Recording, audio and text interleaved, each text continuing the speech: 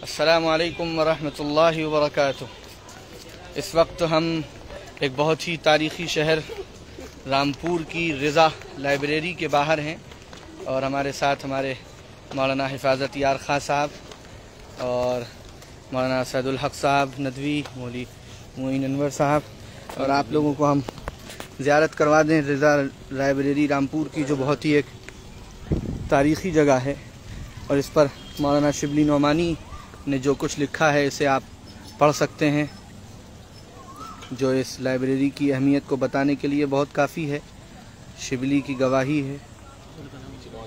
मौलाना आज़ाद ने क्या लिखा है इसको भी आप लोग देख सकते हैं।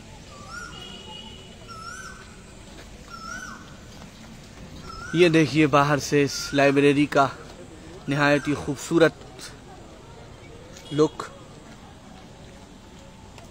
अभी अंदर भी जाने का मौका मिला, एक से एक मखतूतात और नादिर चीज़ों को देखने का मौका मिला।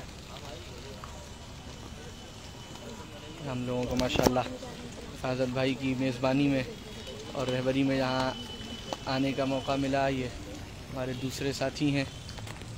रामपुर बड़ा ही तारीख़ी एक शहर है, दारुस्सुरूर। दिल को दारुस्सुरूर कहते हैं, जलवा गाहे हुजूर कहते हैं। चलिए इंशाल्लाह ऐसे ही आप लोगों को कोई अहम जगहों से, ये देखिए यहाँ ये लिखा हुआ है, इसे भी पढ़ सकते हैं।